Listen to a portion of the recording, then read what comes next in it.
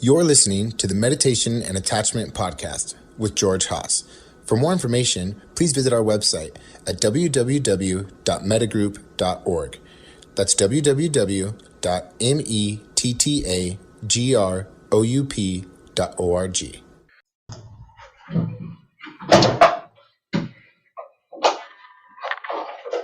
So welcome everybody. This is Meditation and Attachment Deepening Your Practice. It is January 27th, 2022 at 7:35 p.m. Pacific Standard Time.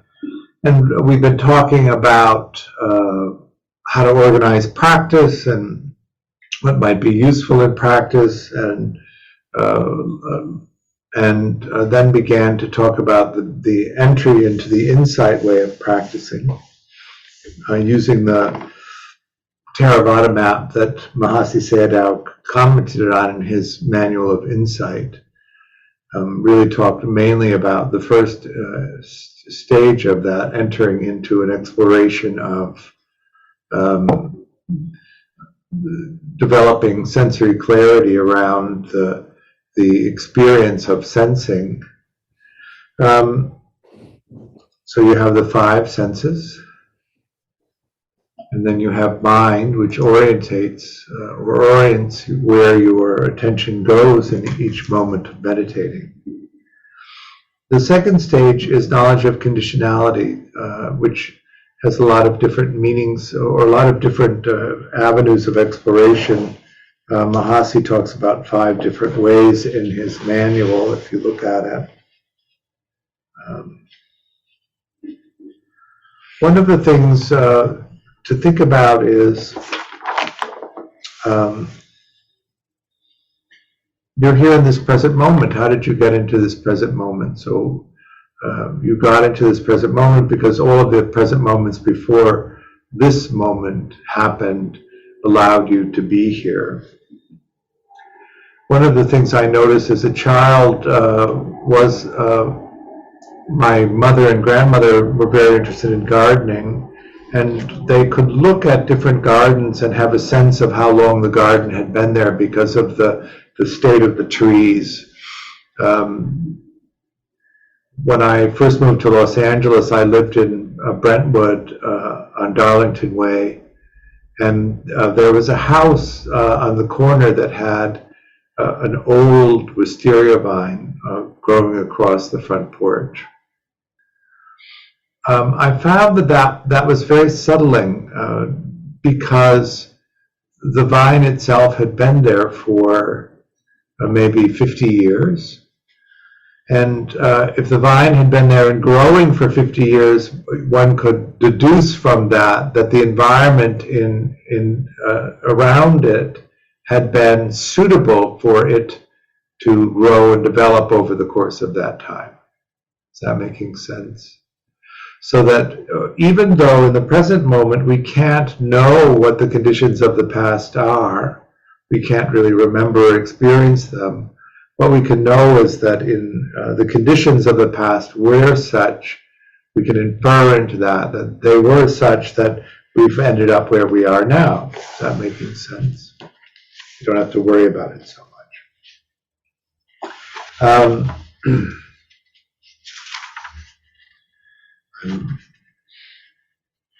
So,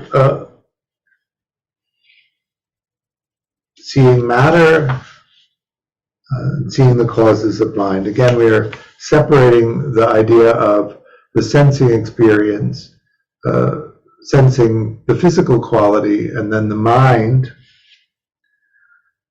making the experience that we're sensing into something. So if you have sight, what is it actually that you're seeing? Well, we have a retina, which actually is sensitive to the experience of light photons. And so what you're actually seeing are light photons. And you're seeing light photons reflecting off the surfaces of physical objects that are in your path most of the time, and then that information sight space is one that goes directly into the brain. The whole back third of the brain is dedicated to visual processing. So then you begin, as we like to say, the object that can be sensed, the light photon contacts the capacity to sense at the retina, and then that sensing material is brought into the system. There's an interpretation of Vedas, the Pali word, of whether or not it's urgent, whether it doesn't matter whether you process it, and pleasant if there's time to process it. We know from the science of brain time that urgent processes in about 3/8 of a second, pleasant in about 1/2 a second. We know from different kinds of testing that the self-experience, the conscious experience of sensing, is delayed by about 1/2 a second, and that the mind simply smooths over the absence, so that we have the perception that what we're experiencing is happening in the time that we're experiencing it, even though it's delayed by 1/2 a second. Is that making sense? So what we're seeing is this, what we're actually seeing or actually sensing is the experience of the light, which is then defined by the perceptual database. We can infer that some conditioning has happened to us by the fact that we can know what something is in the moment and make it into something. Does that make sense? That if we don't know what something is, we can't make it into anything. Some of you may speak more than one language. I have a student here who's Dutch. Sometimes when he gets tired, he slips into talking to me in Dutch. I don't understand Dutch, so it doesn't make any sense to me, but it does to him, right? I'm not conditioned for that. So that when I have a sensing experience that I don't know what it is, the mind goes into a sort of investigative state to try and figure it out. And that actually enters into consciousness, and I'm aware that my mind is puzzled by what's happening. But if I've already been conditioned by previous experiences to know what a particular pattern is, that just enters into consciousness already formed. You're following me on that experience? So it's only when something is unusual or out of the ordinary that the mind pauses and attempts to solve the puzzle of it, most of the time using imagination or affiliation. But most experiences, by the time you're an adult, that enter into consciousness have a basis in a conditioned experience, and we create the meaning of them in that way.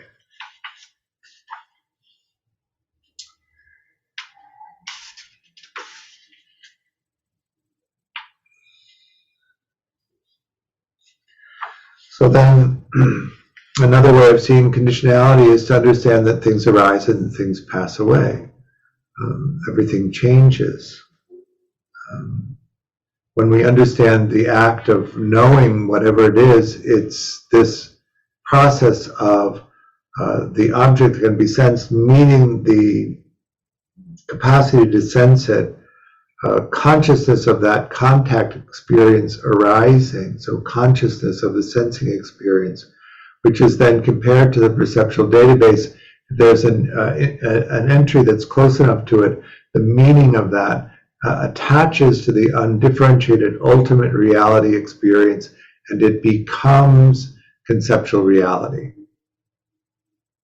But as soon as the object is no longer in contact with the sensing experience, the consciousness of that sensing experience ends. Is that making sense? So we have a sense of these things arising and passing, even if we don't pay attention to them. Each moment folds into the next moment. Each moment ends. The next moment arises, and then the next moment ends. Or that moment ends, and then the next moment arises. So we're in an experience of always being in the present moment, and yet we can infer the past and we can infer or plan for the future. Is that making sense? So this is the knowledge of conditionality. Another way to begin to look at that is that the conditions of the previous moment set the stage for the possibility of the next moment. And the next moment sets up the possibility for the moment after that. I like to talk about that in terms of quantum mechanics.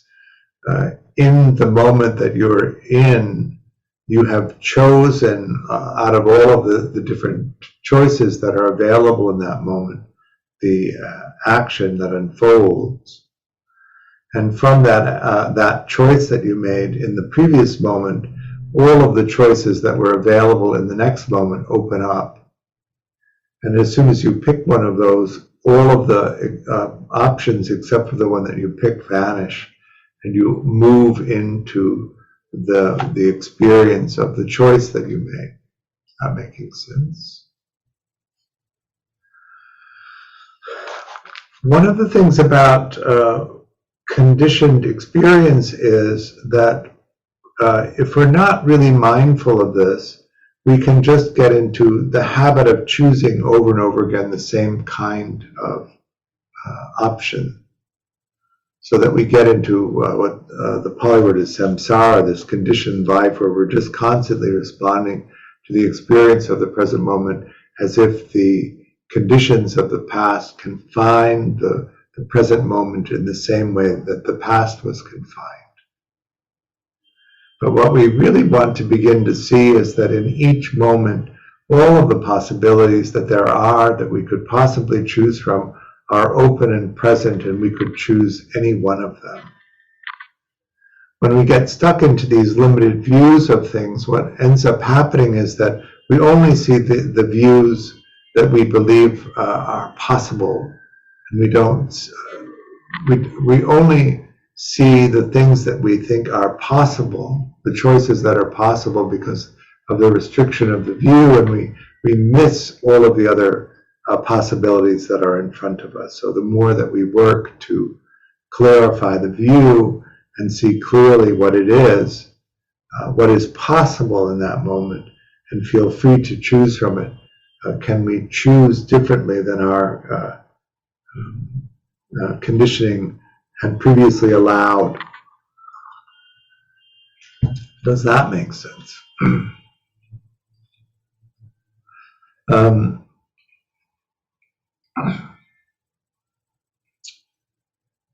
Can you recognize the view of this moment, the view of self, the view of what's possible, and can you compare it to all of the choices that are there?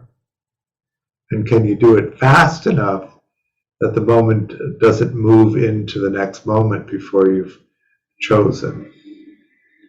So that's this process of attending to this, and developing your mentalization or your metacognition skill to the point that you can track all of this in real time and in time make the intention and choice for the action, track the outcome of that, track the possibilities in the next moment for the what action you might choose, and choosing the action and tracking it in this process, moving in a beneficial direction rather than getting sideswiped into a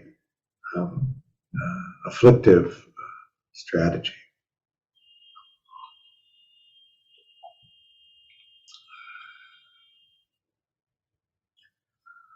One of the things that typically happens to us, though, is that we begin to develop a process of preferences for things.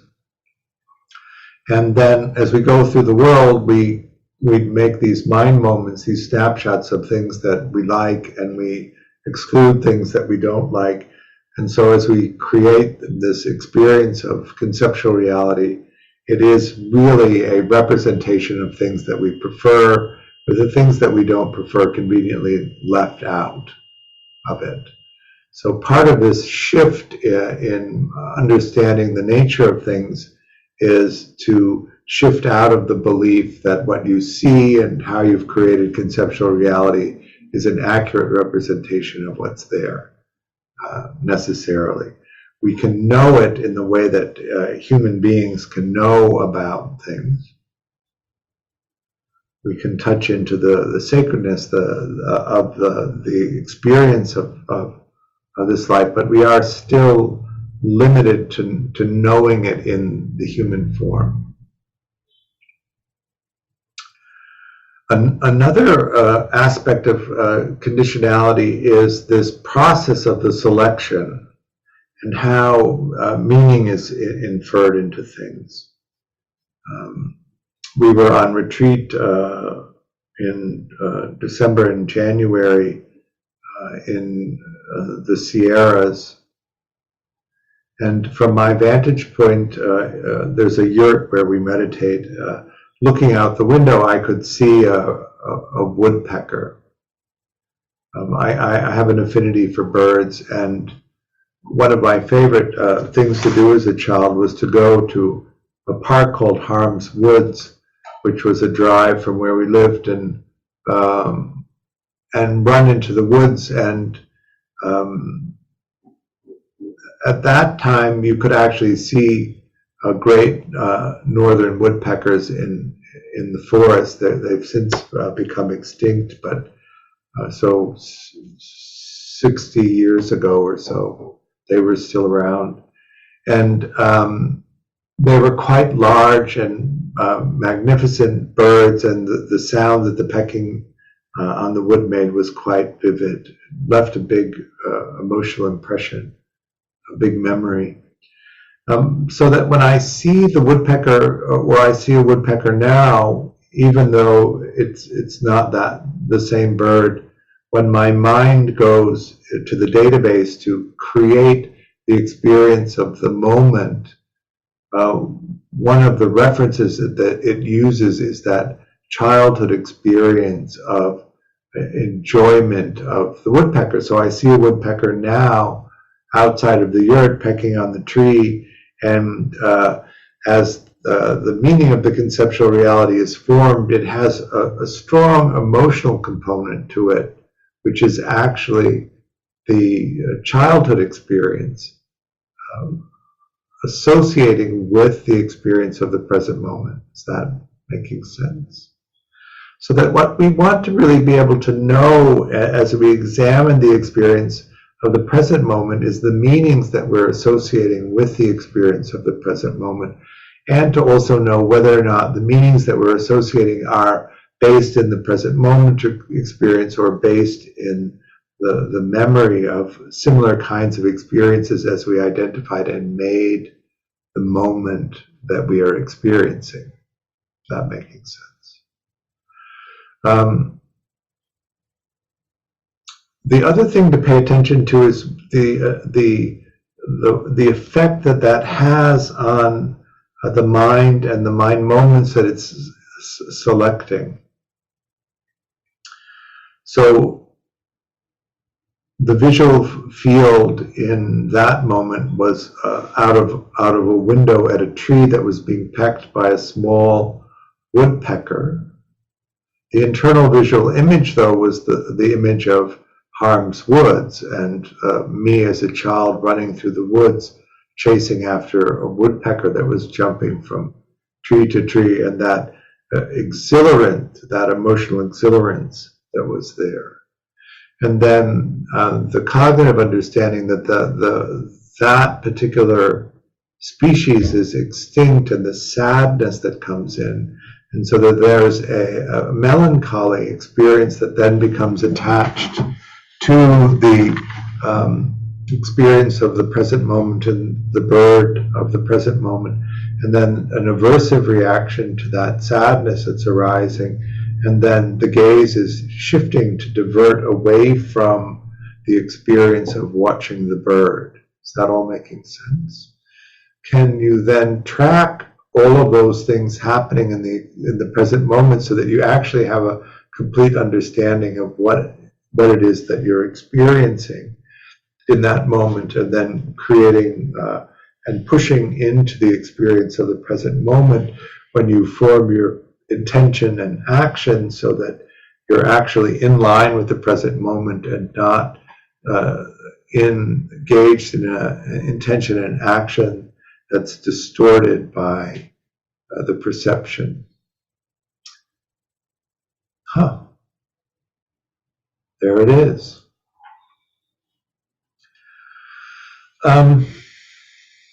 Christian. When you had this internal trip, did you just kind of watch the whole thing, or did you at some point and let it kind of conclude on its own, or did you cut it off at some point, or did you find yourself guiding it in any way? Like, what was your strategy upon noticing this? I noticed that when the aversion got too big, I looked at something else. And then the process began again of forming the meaning of looking at something else. So on that particular day, you might remember, it was snowing. And so I grew up in Chicago. It snowed in Chicago a lot. They're still posting pictures of the 1967 snowstorm.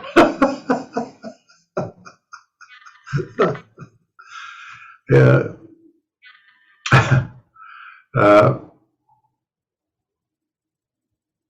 When I looked out the window, it's been, I don't know, decades since I've been in a snowstorm.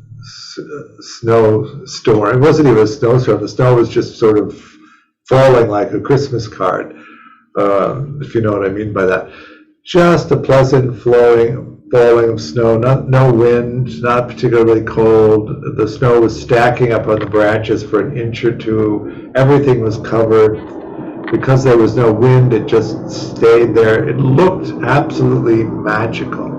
And then, so the external sight space is being made into this snowy field, and then it is one succession after another in the internal experience of memories of childhood, and lots and lots of pleasant memories around that experience of being in the snow. No reference to birds. My experience on that one was, what's wrong with these people? It's just some damn snow outside. But I was pretty impressed with the fog, so you never know. Yeah, ho-hum fog, which we have, half the time.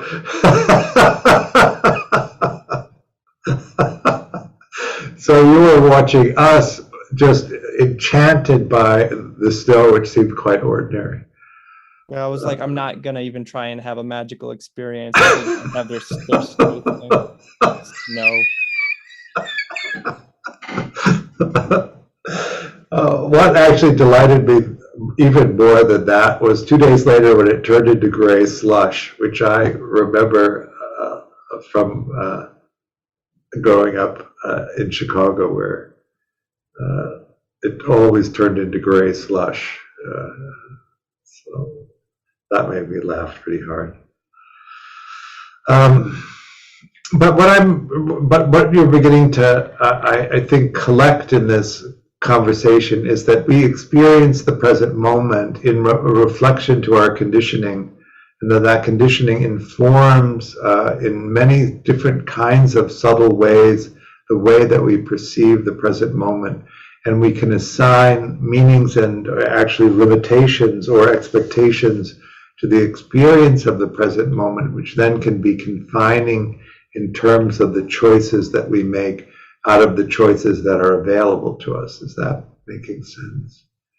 That if you think you don't deserve something, even if it's there for you to take it, if you don't think you can take it, you don't try to take it. And then the choice of not taking it is what unfolds and opens up into the next moment. And so that's what we want to begin to really understand about that. if you then also watch how your attention moves as it creates the present moment, if you're sighted, if you have all of these senses active and available to you, you make these little grabs, these little mind moments, these little pieces, and then you string them together. And that string of mind moments that you've selected is how the world is made up. So what are you hearing? What are you seeing? What are you feeling in the body? What is the database full of? And how does that assign meaning to those kinds of things? And then how do they all come together in a moment that becomes your experience?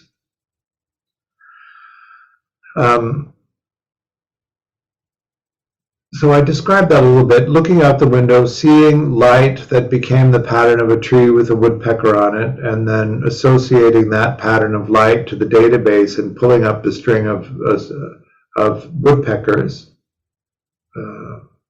identifying that's the closest. I didn't know the name of that particular woodpecker because I don't think I'd seen one quite like it, but I'd seen a lot of other ones, but they were Midwestern woodpeckers, not Sierra woodpeckers.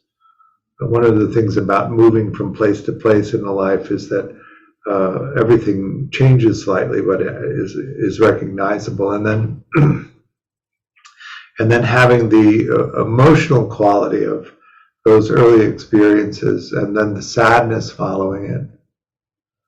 And then moving away from that to something else to avoid the sad experience, and then the cascade of the next interpretation happening. Can you follow that process of equanimity or craving or aversion or unconsciousness unfolding in each moment so that you can track that process of selecting, and it's so that narrow selection of preference in everything that's happening in the environment, which is how you make the experience of it. So if we were to begin that, I'm sitting in meditation with my eyes closed, so it isn't a visual cue that alerts me to the presence of the bird because I don't see it. But what happens is I hear that pecking sound that woodpeckers make, and I identify the sound as a woodpecker, and that creates a pleasant experience inside, which causes me to come out of the meditation and open my eyes and look to see if I can locate the sound. I could have chosen to stay in meditation in that moment, but there was a pleasantness about that, which is associated, right? When the process of making that sound, fixating that sound into something that had meaning, there was a pleasantness associated with it, and so the mind is drawn toward that. And in that moment, I decided that I would like to see the woodpecker. And then seeing it, it was a curious movement of the woodpecker rapidly up and down the trunk of the tree, which was quite engaging to try and understand it, and then coming back into the meditation, and then the pecking and coming out of the meditation. So the idea with conditionality really is to understand that in the macro sense, you're here, and you're here because the conditions that were necessary for you to be here have preceded this moment. You will continue on as long as the conditions that are necessary for you to be here are present in the previous moment. We can't be in the previous moment, but we can infer from this moment that if you're here, the previous moment had the conditions that allowed you to be here. Is that making sense? That's on the macro level. On the micro level is this constant process of the creation of the perception of conceptual reality that comes from our attentions being drawn in the various sense gates to the sensing activity. Mind is the activity of where our attention goes, what it picks up and includes. In the visual of the tree out the window, there were these small birds that were quite, you know how some birds puff up and they look almost like a globe with a tail sticking out and a little head on top. So there were some of these birds which I also did not recognize because they're not where I live. And they were round and sort of a dove gray color and with darker brown feathers on the back, round head. They didn't make any noise at all. And in fact, that was the thing that was startling to me about them, is I could hear the constant movement of the woodpecker, the feet, everything about the fluttering. But these birds were stealthy. They were completely silent. And so had I not had the experience of the woodpecker, I wouldn't have even probably noticed them and sat in meditation with my eyes closed.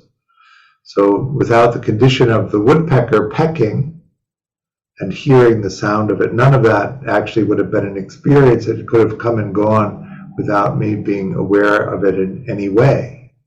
Is that making sense? Christian. It sounds to me like all of this process is still related to the present moment, except for perhaps some of the sadness or the pleasant feeling that arises from this, that's maybe taking you back in time. Can you relate like the arising of these further conditions to like whether you consider them in the present moment or not? Well, everything is only in the present moment. So we're recreating the experience of the past in the present moment, and that's what informs the experience of the present moment. But the origin of it is not necessarily the present moment. And so in the moment of creation, we want to really have spaciousness around all of these pieces that come together, so that when we make our intention to take an action and we take an action, that part is really embedded in the conditions that are present in this moment, not inferred from the recreation of the past or the anticipation of the future. But it sounded like you had an overlap, or you had some of the past stuff coming up as a result of what you were noticing in the present moment, right?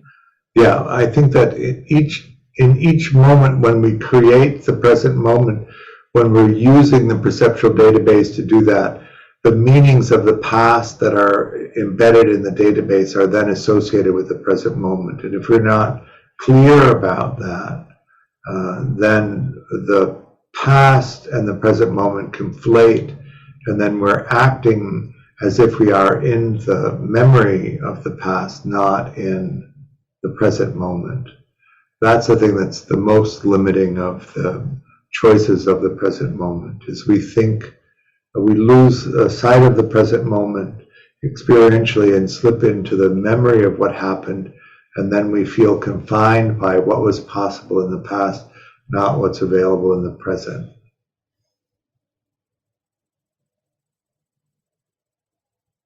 Is that making sense? The experience of watching the woodpecker was quite neutral in the present moment. There was some delight, but it didn't have the exuberance of the child venture or the sadness of the loss of that. If that wasn't in the present moment, that was in my conditioned response to the experience of that. Right. So I guess I'm mostly curious about, because it seems like a lot of this would occur in terms of feelings. And so I'm curious, because it seems like you'd only be able to recognize that some emotion is coming up that's related not to the present moment, if you could then connect it to a narrative from say the past or the future. So you actually have to, I would think you'd actually have to be able to connect it to a thought to know what it is, that it's not in the present moment. Or am I overcomplicating it? Only if that arises in consciousness. It could be that just the emotion of sadness arises, and so that you're looking at a situation in the present moment, and suddenly you have a sense of sadness that accompanies it. You didn't catch the visual, internal visual process that led to that experience. So you wouldn't necessarily know it if you weren't really present and tracking it. You'd simply be in the experience of the present moment and would have those qualities to it. So the word that I quite like is called Tajanapanati, which is that you get into the habit of constantly checking the sensing experience to what you've made, so that you know that the creation of conceptual reality is an accurate representation of what's actually happening in the present moment, and is not distorted by the inclusions of meaning that are from past associations that were used to help recognize the present moment. So you're constantly checking, there's nothing about this particular scene that would warrant that exuberance or that level of sadness. That must be part of the process of having created it. Let me come back into the experience of the present moment, touch into what I'm actually responding to in this moment, and then you see that it's actually fairly neutral, and it's sitting in a meditation hall, meditating, but having been meditating for a long time and popped out of the meditation and looking for some kind of distraction might have been a better way of understanding it. Is that making sense? Yeah, that helps. I guess, yeah, if you can recognize that something is not commensurate with what it actually, how you've made it. Right. Can you spell Tajapanati? Because I've been trying to look it up and I couldn't get it. Taj, Japan, J-A-P,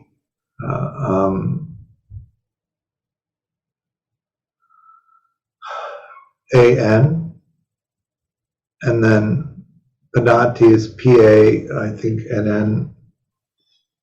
I'm terrible at spelling, so I'm going to just look it up.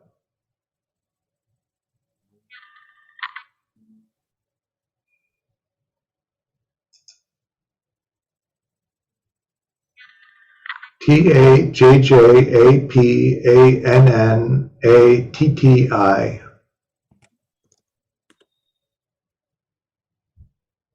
Did you get it? No, Google doesn't seem to be playing ball with me. Tajjapannatti.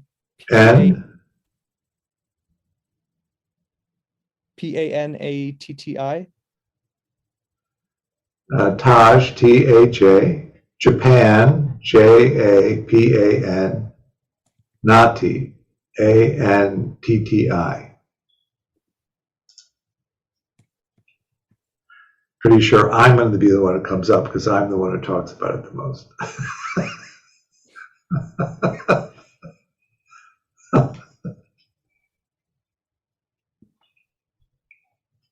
All right. I didn't get it either. Did you get it, Kirsten?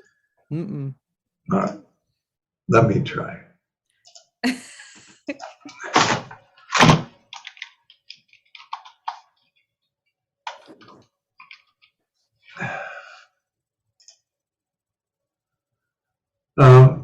Checking your reality. Yeah, I get bunches of stuff.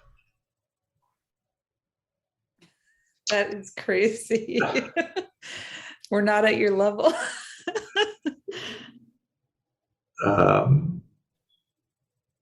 Listen Notes, it's on Spotify, Anchor FM, Backtracks, Player FM, Stitcher, Google Books, podcasts. My podcast comes up. There's a Shui Dharma interview. T as in Tom, A as in Apple, J as in Jack, J as in Jack, A as in Apple, P as in Pan, A as in Apple, N as in Nancy, N as Nancy, A as in Apple, T as in Tom, T as in Tom, I as in Irene. Okay, I found it. All right. What do you say we do some meditation?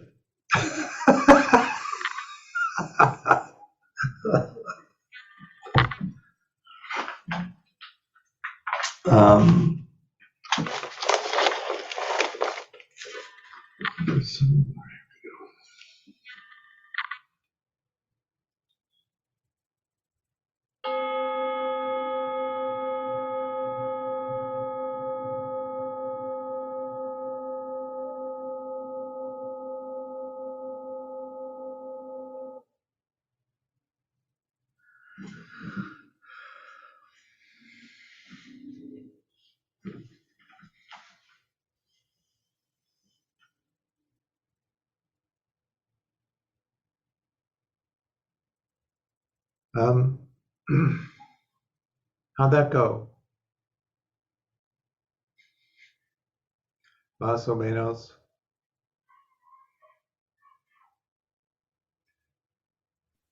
I was kind of dozing a little bit, but I also got a lot of these kind of, I guess, PT, like frisons of energy through my body. And I was trying to figure out if I was going to call those feel in or feel out, because I could clearly feel them, but I wasn't sure if I don't know. So more investigation, I guess. Yeah, it's not so important. Maybe some clarity will arise as you continue to practice, just as long as you're making the discernments. Yeah, I think I just decided at some point I'll just call them feel in and see what happens. Good. Someone else?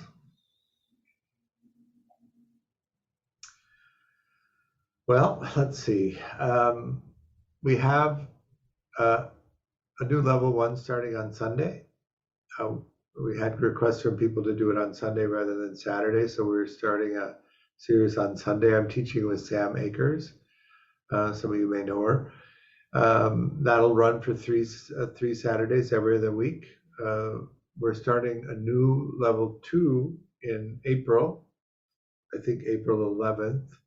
We've added a spring virtual retreat, which is, I think it's maybe the level 2 starts on the 7th. The retreat is from the 10th until the 16th. What else is happening? We have an in-person retreat scheduled for at Seven Circles, where we just did the last one, October 1st through October 8th. I think that's about everything that's coming up. Anyway, it's all on the website if you want to look and sign up for something. I offer this class on a dana basis. Dana is the Pali word for generosity. So if you would like to make a donation to me or to Mettagroup, you could do so by following a link on the website. We really appreciate any donation. It helps support me and also the work that we're doing. Thank you for coming and practicing with us tonight. We really appreciate it.